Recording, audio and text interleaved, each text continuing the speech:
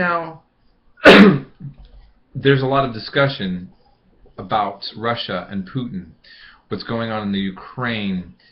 And I think instead of actually just thinking about how good or bad we think Putin is right now, or the condition of Ukraine, or whether or not Obama is handling this properly or not, it'd be helpful to really look at the history of Russia and see how we got to this point in the first place, I think. So, if you look, Russia, it converted to Christianity based on the Byzantine, through Byzantine missionaries.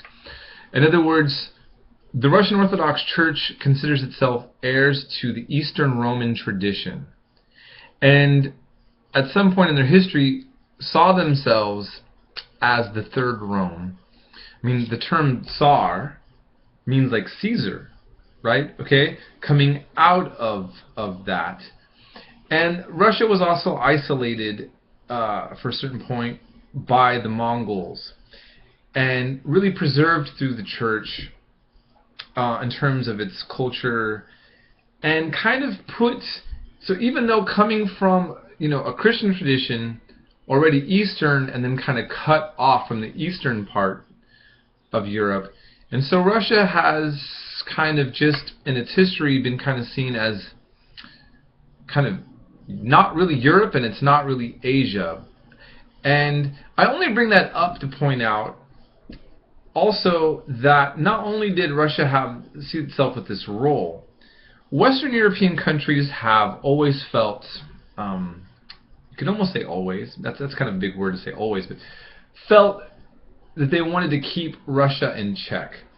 And so everybody should look up, as we're talking about Crimea right now, the Crimean War of the 19th century, 1853 to 1856, in which when Russia intervenes into the Ottoman Empire, the Turkish Empire, a Muslim empire, and Russia wants to assert itself as a protectorate of Christians there, in particular that follow the branch of that faith, that version of Christianity. The response, of course, of the Ottoman Empire is this is unacceptable. Now, what happened when Russia then went and asserted itself onto the Ottoman Empire on behalf, or supposedly on behalf of Christians? Britain and France come to the aid of the Ottoman Empire. Okay, so here's your so-called clash of civilizations. The British Empire and the French sided with the Ottoman Empire, the Muslims, the Turks, to oppose what they felt would be a disproportionate power to Russia.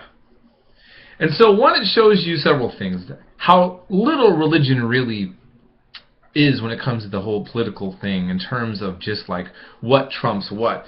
But also that that the West at times have seen Russia and the rise of Russian power as a greater threat even to the supposed bigger threat would always be, right, is the non-Christian empire, the Ottoman Empire.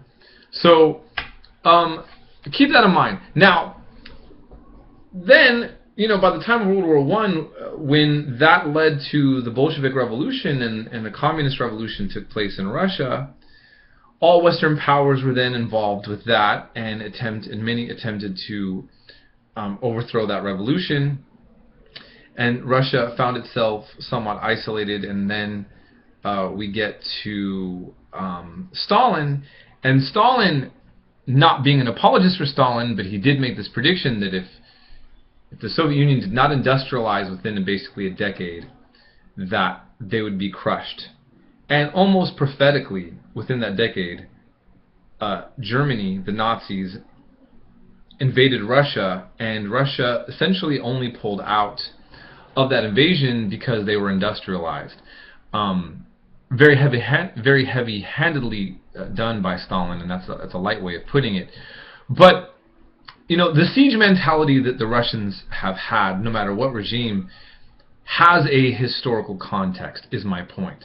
And when the Soviet Union fell, Western Europe did everything in their power to weaken all the former Soviet spheres, and in fact we as in the United States and European powers, went in to the traditional spheres of Russian territory, and Russia was a shell of itself.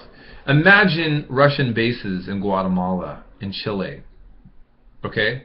It would totally freak us out. Every nationalist in America would be calling for arms. And this is the position that Russia has been in. So, and the West continues to intervene into the former Russian spheres of influence. My whole point is that a Putin, with the policies that are taking place now, would be inevitable. And so what we're seeing is the rise of Russia as a superpower once again.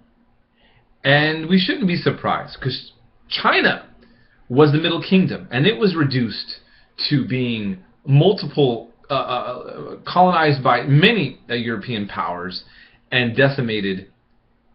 And lo and behold, China is now rising itself up as another superpower itself. So this is the way that politics goes, and this is the rise and fall of different spheres. And I think that we should just keep that in mind and not be shocked about what we're going to be seeing come out of Russia, which is a new phase in a new Russia.